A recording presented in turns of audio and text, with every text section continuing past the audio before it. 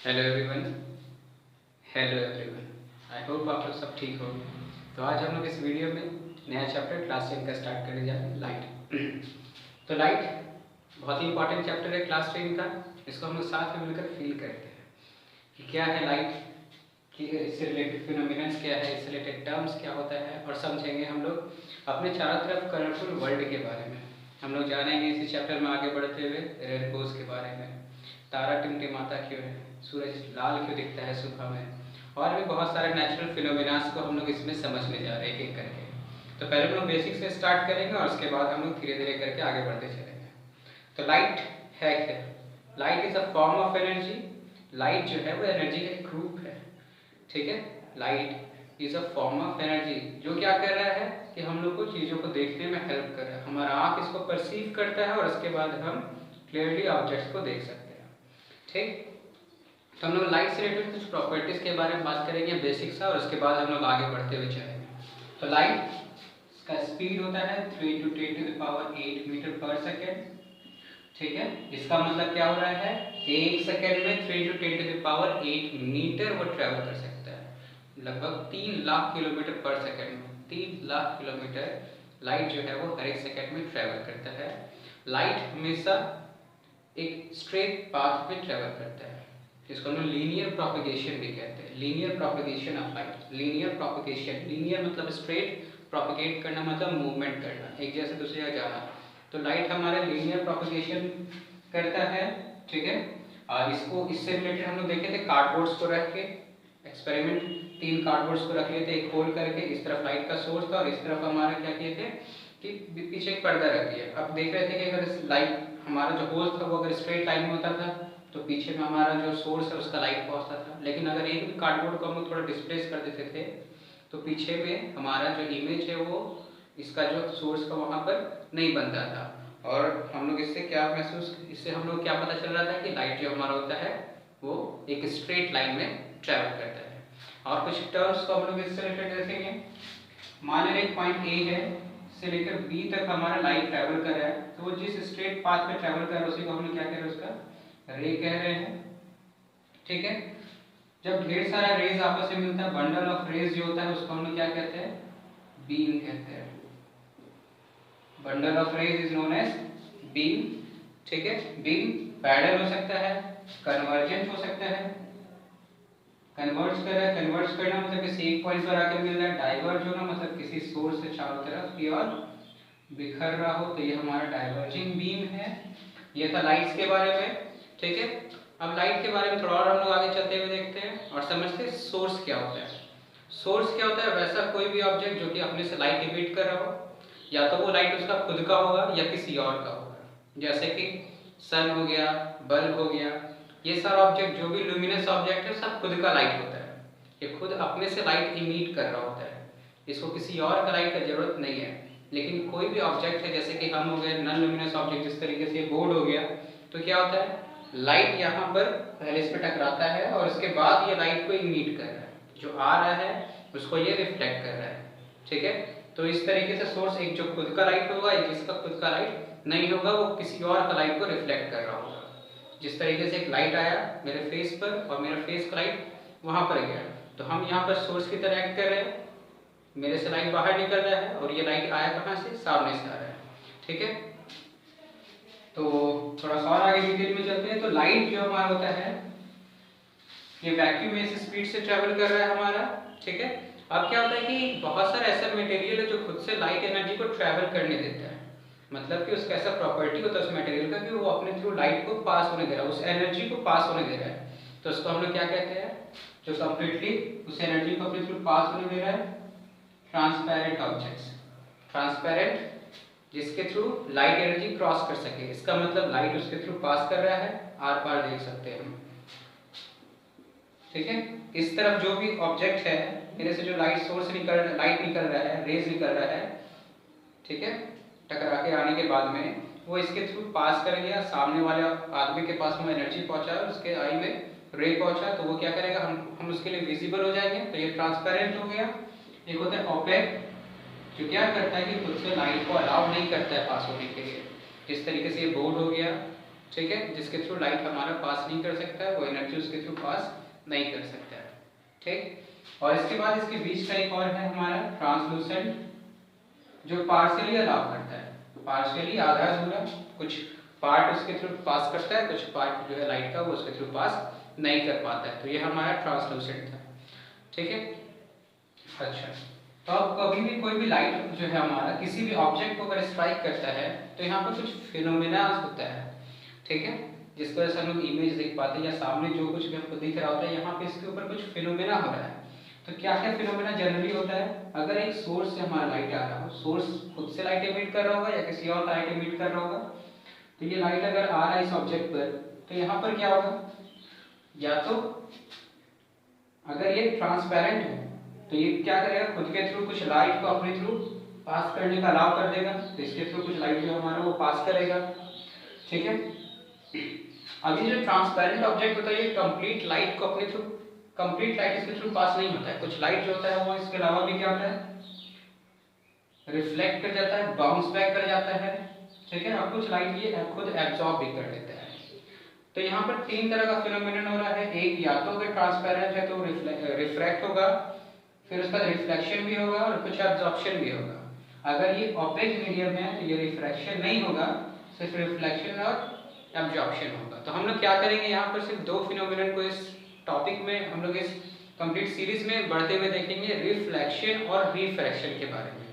तो पहले हम लोग बात करते हैं कि रिफ्लेक्शन ऑफ लाइट क्या होता है। रिफ्लेक्शन क्या होता है, जब भी किसी ऑब्जेक्ट से अगर लाइट रे हमारा आया, टकरा करके अगर वापस चला गया, तो इसको हम क्या करें, रिफ्लेक्शन। किसी सोर्स से लाइट आया, किसी ऑब्जेक्ट को स्ट्राइक किया और वापस चला गया, तो bouncing back of light when it strikes on an object is known as reflection of light. ये हमारा रिफ्लेक्शन ऑफ लाइट है। रिफ्लेक्शन हमारा दो तरीके से हो सकता है, रिफ्लेक्शन दो तरीके से हो सकता है। दो केस देखते हैं हम। एक देखते हैं जहां पे हमारा ये एक प्लेन सरफेस हो, ठीक है, ऑप्टिकली प्लेन हो, एकदम प्लेन हो, और एक जो हमारा हो वो क्या हो, रफ सरफेस हो। तो क्या होता है यहाँ पर कि जब हम यहाँ पर बीम ऑफ रेज हमारा पैरेलल भेजेंगे तो ये क्या होता है, ठीक पैरेलली वापस आ गया। मतलब हम क्या कह रहे हैं कि वैसा कोई भी सरफेस जिसमें हम क्या किए कि पैरेलल लाइट रेज सेंड किए और वो पैरेलल ही रिफ्लेक्ट हो गया, हम ये क्या करेंगे, ऑप्टिकली प्लेन है ये हमारा, ठीक है, स्मूथ सरफेस है। और अगर हम क्या करें कि यहाँ पर हम parallel beam of light rays इसको सेंड किया और इसके बाद ये क्या हुआ, अलग अलग डायरेक्शन में बिखर गया, तो क्या हो गया, ये हमारा क्या हो गया, अलग अलग डायरेक्शन में डिफ्यूज कर गया, बिखर गया। तो यहाँ पर जहां पर जिस तरीके से बीम आया हमारा लाइट का, ठीक उसी तरीके से रिफ्लेक्ट कर गया, ये ऑब्जेक्ट प्लेन हो गया। इसका मतलब ये ऑप्टिकली प्लेन है, तभी ऐसा ये फिनोमेना दिखा पाया। और इस तरह के रिएक्शन को रिफ्लेक्शन को हम लोग कहते हैं रेगुलर रिफ्लेक्शन। रेगुलर रिफ्लेक्शन, जैसा आया वैसा ही चला गया, लेकिन इस जगह पर क्या हो रहा है कि वो बिखर गया, डिफ्यूज हो गया, बिखर गया, तो इसको हम लोग बोलते हैं डिफ्यूज्ड रिफ्लेक्शन, या फिर इसी को हम लोग कहते हैं इर्रेगुलर भी है, अलग अलग डायरेक्शन में चला गया, तो ये हो गया हमारा इर्रेगुलर। तो इर्रेगुलर रिफ्लेक्शन, ये वॉल हो गया, बोर्ड हो गया, ठीक है, इसमें इर्रेगुलर रिफ्लेक्शन होता है। लेकिन जो भी मिरर होता है, मिरर जिसके थ्रू हम लोग क्या कर सकते हैं, इमेज ऑब्टेन हो सकता है, पैरेलल लाइट रे जिस तरीके से भेजे उसी तरीके से ऑब्टेन हो रहा है, ठीक है, तो वो हमारा मिरर हो गया। और बाकी जितना भी ऑब्जेक्ट्स हम लोग देख रहे हैं चारों तरफ, ये हमारा जनरली ये रफ सरफेस हो गया और इसके थ्रू हमारा इर्रेगुलर रिफ्लेक्शन हो रहा है, ठीक है। इसमें हमारा इमेज का फॉर्मेशन नहीं होता है। क्यों नहीं होता है, कुछ लाइट रेज आया, कुछ पार्ट ये एब्जॉर्ब कर लिया और उसके बाद ये लाइट रेज को बिखेर दिया। तो जिस तरीके का इसका बनावट आते समय था, जाते समय बनावट उस तरीके का नहीं हुआ, दीवार के अकॉर्डिंग, इस वॉल के स्ट्रक्चर के अकॉर्डिंग चेंज हो गया। तो इसका मतलब क्या हो रहा है कि हम इस यहाँ पर जो ऑब्जेक्ट जहाँ से लाइट आ रहा था उसको क्लियर नहीं देख पा रहे हैं, हम इस वॉल को देख रहे हैं। तो ये हमारा डिफ्यूज हो गया, यहाँ पे इमेज नहीं बन रहा है हमारा, और ये हमारा रेगुलर रिफ्लेक्शन। हम लोग इसी के बारे में कंप्लीटली बात करेंगे, रेगुलर रिफ्लेक्शन के बारे में, ठीक है। तो रेगुलर रिफ्लेक्शन हमारा प्लेन सरफेस पे हो रहा है, जिसको हम लोग मिरर कह रहे हैं। मिरर को किस तरीके से हम लोग दिखा रहे हैं, इस तरफ प्लेन और पीछे में इस तरीके से, ठीक है। तो ये हमारा क्या होता है, ये हमारा बता रहा होता है कि इस तरफ ये पेंटेड है, इस तरफ पॉलिश्ड है, एक तरफ पॉलिश्ड होगा क्योंकि अगर कंप्लीटली ट्रांसपेरेंट होगा तो लाइट रे पास कर जाएगा मैक्सिमम, तो कंप्लीट रिफ्लेक्शन नहीं होगा। तो इस तरफ हम पॉलिश कर दिए और इसके बाद इस तरफ जो है हम वो प्लेन ही रहने दिए ताकि लाइट रे जो है उसे टकरा करके रिफ्लेक्ट हो सके।